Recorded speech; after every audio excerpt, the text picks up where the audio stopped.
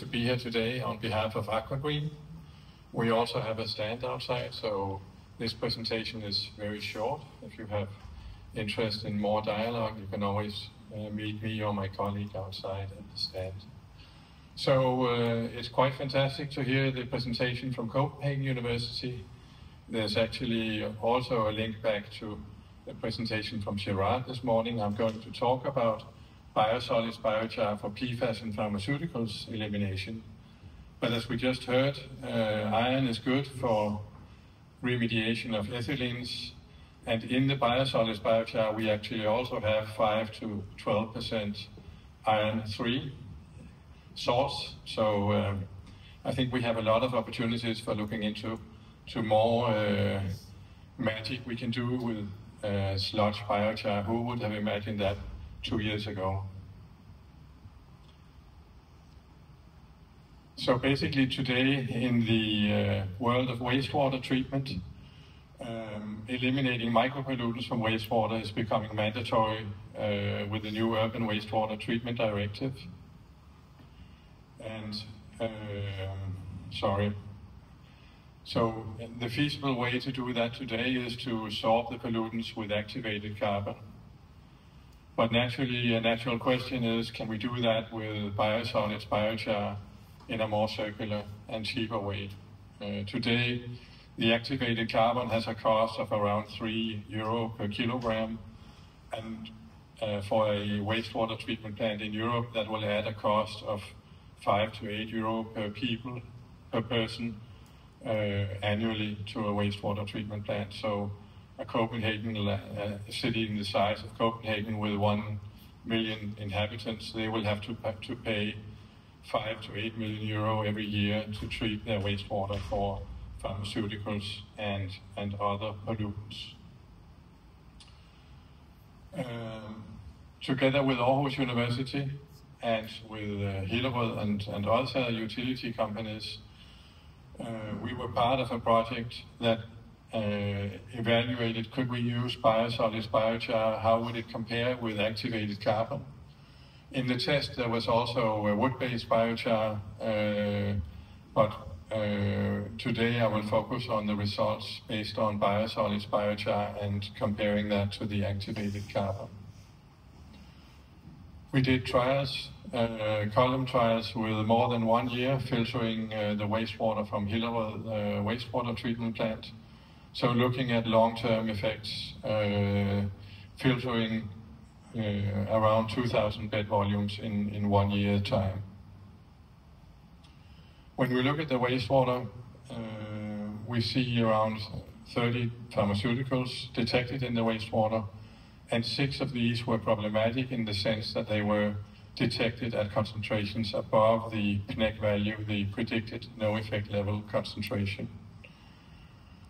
We analyzed in total for 45 pharmaceuticals, and 14 of these 45 were not detected. So if you look at the red numbers on the table to the right, you can actually see the concentrations of the 6 pharmaceuticals that were above the PNEC values.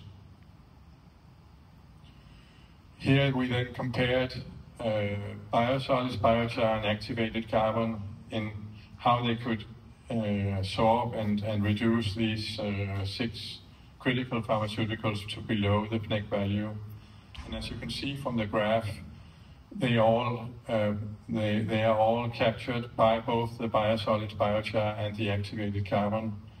And 2 of the 6, the biosolids biochar has considerably lower capacity. You can see that if you look at the curve, upper curve to the right, you can see that the biosolids biochar absorption starts to drop at around between 500 and 1,000 bed volumes, and as a sign that the biosolids biochar is becoming saturated with this pharmaceutical. In the graph on the lower side, you can see for another pharmaceutical that both the activated carbon and the biosolids biochar is actually removing around 90 to 100% of the pharmaceutical during the 1 year trial. So overall, we were very excited to see that the biosolids biochar may have a lower capacity, but in general we can say for all of the pharmaceuticals that were monitored that biosolids biochar has a considerable sorption capacity. Then we also looked at equilibrium sorption tests, spiking the wastewater with PFAS compounds. And here it was test done over 48 hours with different concentrations of biochar from 0 to 10 gram per liter. And the results from these tests were also very interesting. You could see that the biosolids biochar was sorbing well 4 out of the 6 PFAS compounds in a manner that was equally well as the activated carbon. So this was also very promising. We are not expecting the biosolids biochar to be able to substitute all activated carbon, but if we can substitute, let's say, 50% of the activated carbon with a cheaper source that is coming from the wastewater treatment plant itself, then this could be a huge saving in the world of wastewater treatment in the coming years. We are just now finalizing a plant in Sweden called Testbed Ellinge, together with 6 different Swedish utilities. This plant is very versatile. We can pyrolyze at any temperature between 500 and 900 degrees C. So with this plant, we can also generate different biosolid biochars and test to what extent can we see and improve, for example, the sorption for, among other things, PFAS. And we know from the work of Cornelissen's groups that the pyrolysis temperature also impacts the sorption capacity of biosolids biochars. And we have actually in the last I would say around 2 months been in dialogue with the Copenhagen University also on providing some of our biosolid biochars from Danish utilities into the work that they are doing with a new word for me, ZVI, zero valent iron elimination of ethylene.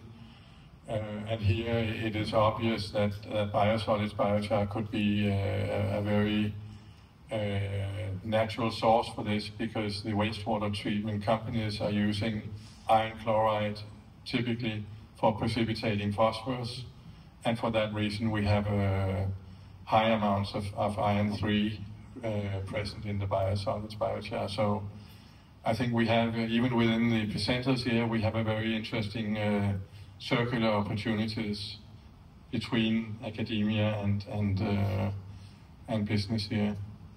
So looking at the lower table on the right, you can see that in 4 of the 6 cases, the commercial granulated activated carbon does not perform better than the biosolids biochar for PFAS sorption.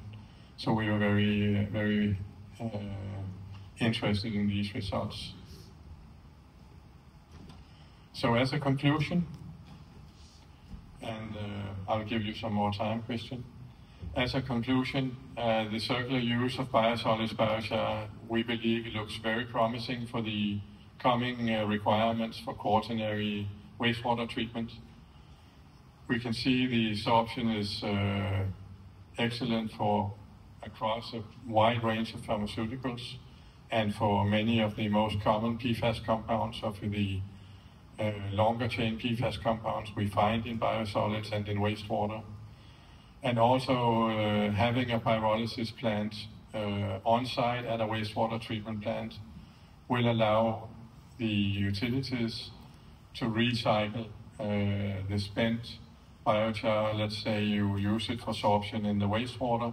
You can take the saturated or the used biochar, you can take that back into your process, pyrolyze it, regenerate it on site, and that will also compensate for the somewhat lower capacity compared to activated carbon, which today is typically sent to Belgium for regeneration from many Danish wastewater treatment plants.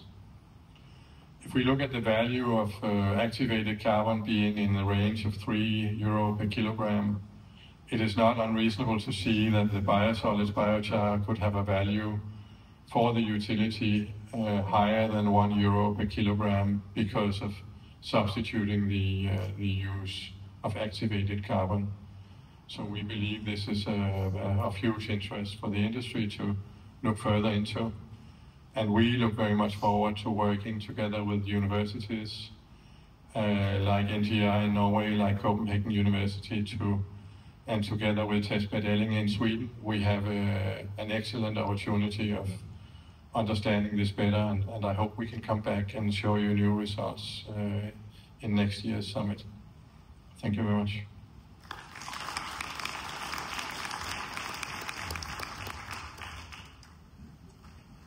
Thank you very much, Christian, for being super well on time. So this